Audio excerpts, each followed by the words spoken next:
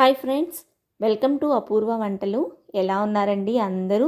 నేనైతే చాలా బాగున్నాను. మీరందరూ కూడా చాలా చాలా బాగున్నారని ఆశిస్తూ ఇవాళ ఒక మంచి ఆరోగ్యకరమైన వంటకంతో మీ ముందుకు వచ్చేసానండి. ఆవిరి మీద ఉడికించిన ఉసిరికాయ పండుమిర్చి పప్పు అండి. దీనికోసం ఒక 20 ఉసిరికాయలు చిట్టివి నాటువి తీసుకున్నాను. ఒక 6-7 పండుమిర్చి చక్కగా కడిగి శుభ్రంగా తొడాలు తీసేసి తుడిచి పక్కన పెట్టుకున్నాను. ఉసిరికాయలు కూడా కడుక్కున్నాను. ఒక పాన్ తీసుకొని పాన్లోకి చిన్న టీ కప్పు పప్పు వేసుకున్నాను. ఈ క్వాంటిటీకి ఆ టీ కప్పు పప్పు అనేది చక్కగా సరిపోతుందండి. 3-4 సార్లు మంచినీళ్ళు వేసేసి కడిగి ఆ నీళ్ళని వంపేసేసి తర్వాత మనం తీసుకున్న కప్పుతోనే 3 కప్పుల నీళ్లు వేసుకొని ఒక పావు గంట నానబెట్టుకొని పక్కన పెట్టుకోండి. ఈ లోపల ఒక గిన్నెలోకి నీళ్లు తీసుకొని ఆ గిన్నెకి సరిపడా జల్లెబుట్ట పెట్టాను. దాని మీద మనం శుభ్రం చేసుకున్న ఉసిరికాయలను పెట్టి మూత పెట్టేసుకోండి. మూత పెడితే మనకి ఆవిరి మీద చక్కగా ఉసిరికాయలు అనేవి ఉడుకుతాయి.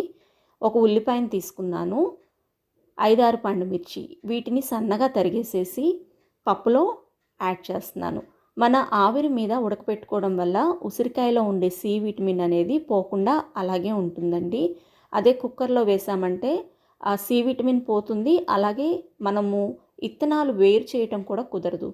కుక్కర్లో కట్ చేసుకున్న పండుమిర్చి అలాగే ఉల్లిపాయ వేశాను. లాక్ చేసేసి మీడియం ఫ్లేమ్లో మంటను పెట్టి 3-4 విజిల్స్ రానిస్తే పప్పు చక్కగా ఉడుకుతుంది. ఈ పప్పు వల్ల మనకి రోగ నిరోధక శక్తి చాలా బాగా పెరుగుతుంది. ఎందుకంటే దీంట్లో ఉసిరికాయ వాడాము.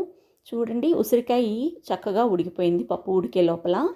అలాగే పండుమిర్చి వల్ల శ్వాసకోశ సమస్యలు ఏమన్నా ఉన్నా తగ్గుతాయండి. ఇప్పుడు మనం ఎక్కువగా ఈ బ్రీతింగ్ ప్రాబ్లమ్స్ వింటున్నాము. ఇలాంటివి రాకుండా ఉండాలంటే పండుమిర్చిని రెగ్యులర్గా తీసుకోవాలి ఏదో ఒక రూపంలో. ఇత్తనాలు ఉసిరికాయలు వేరు చేశాను చల్లారినాక. ఆ ఉసిరికాయల్ని పప్పు ఉడికిన దాంట్లో వేసేసి క్రిస్టల్ సాల్ట్ యాడ్ చేసి పప్పు గుత్తితో మెత్తగా మెదిపేసుకోవాలి.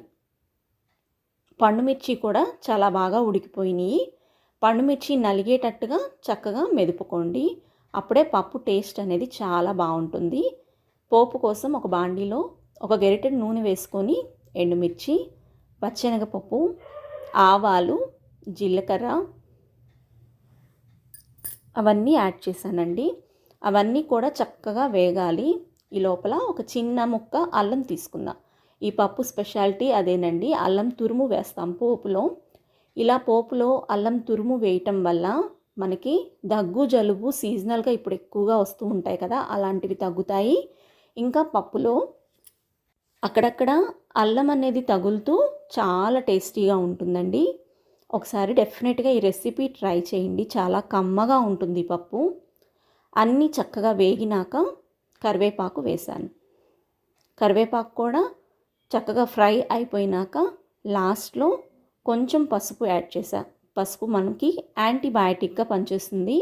పోపులో ఎండుమిర్చి పసుపు వేయటం వల్ల ఈ పప్పు అనేది చాలా టేస్టీగా ఉంటుంది. ఇది ఒక బెస్ట్ టిప్పు పప్పు తిరగమాతకి. ఇప్పుడు రెడీ అయిన పప్పుని దీంట్లో తిరగపోసుకుంటే పోషకాల ఉసిరికాయ పండుమిర్చి పప్పు అనేది రెడీ అయిపోయింది. మీరు కూడా ఈ రెసిపీని ట్రై చేయండి. మీకు ఎలా వచ్చిందో నాకు కామెంట్ బాక్స్లో తెలియచేయండి. ఈ పప్పు అనేది చపాతీలోకి, దోశల్లోకి, అన్నంలోకి దేనిలోకైనా చాలా టేస్టీగా ఉంది. డెఫినెట్గా ట్రై చేయండి. అలాగే ఫస్ట్ టైం మన ఛానల్ చూస్తుంటే సబ్స్క్రైబ్ చేసుకోండి. వీడియో నచ్చిందా? నచ్చితే లైక్ చేయండి, షేర్ చేయండి. Thank you for watching. Bye bye. ఇంకొక మంచి రెసిపీతో మీ ముందుంటాను.